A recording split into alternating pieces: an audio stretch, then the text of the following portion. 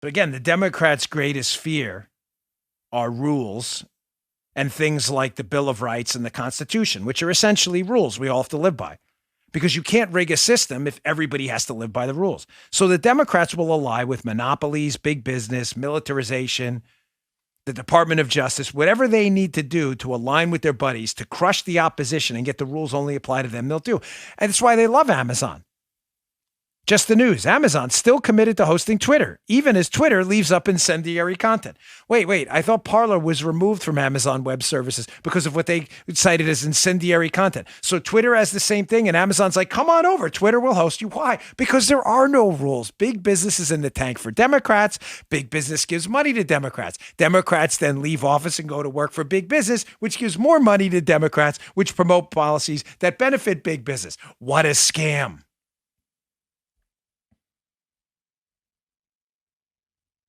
Now, do you see why I'm trying to give you some sense of optimism as this American Renaissance happens and the great unwashed, us out there, the workers, the patriots, the liberty lovers, people who go to work every day and build this country, who drive the trucks, who build the houses, clean the floors, landscape the property, draw out the architectural plans for your homes, fly the planes, clean the planes, how they're all starting to wake up, how they're all starting to say, you know what?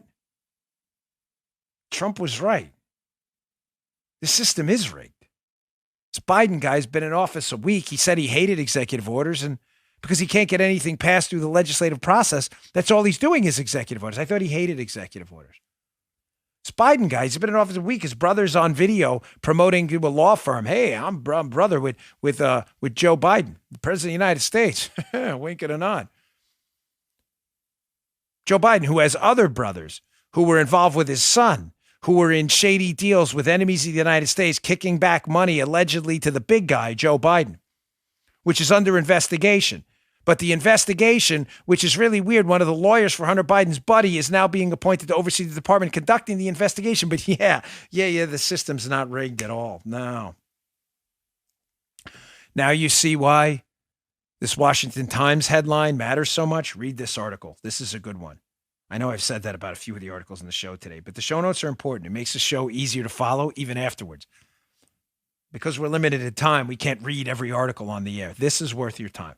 Washington Times, Jennifer Harper, be in the show notes.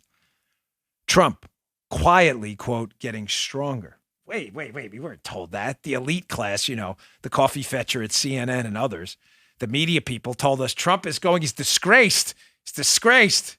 Paulie, you heard that, right? He's disgraced. It's over. Nobody likes Trump anymore. The movement's dead. MAGA's dead. All that. Forget it. Anyone who supported Trump is gone. Forget it. It's over. That's what they told us, right? Well, it's interesting because a reporter, not a conservative reporter, by the way, went out to this rally in Wyoming against, Matt Gaetz was running it. He is a MAGA guy. They had a rally against Liz Cheney, Republican who has come out vigorously against Donald Trump and the whole MAGA movement. That's not working out well for Liz Cheney, by the way. So a reporter went out there to cover this rally in Wyoming against Liz Cheney, and she found out some really interesting things. Here are some quotes from the people there.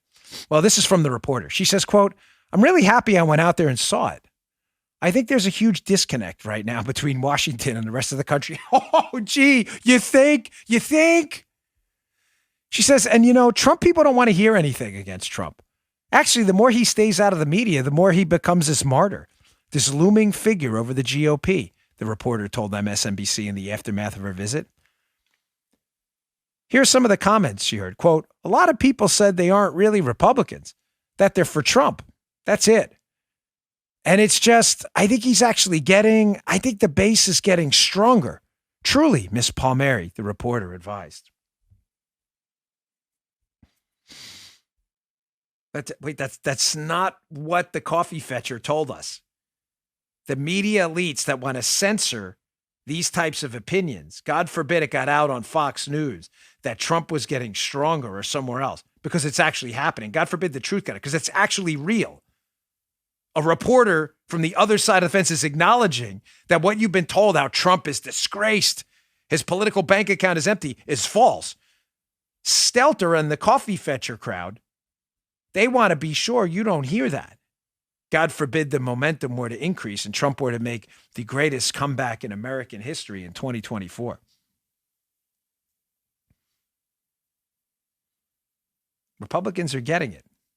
They're realizing that a blind allegiance to their party and big business, because we had believed in capitalism and free markets, may be destroying us because big business doesn't believe in us or capitalism. They believe in themselves. So why should we support them? Dan, that's Republican Party heresy. Nah, not for me. I have no allegiance to Republicans who have no allegiance to our principles. You're worse than the Democrats. At least the Democrats don't try to fake it and be like one of us. You're an infiltrator, a poser.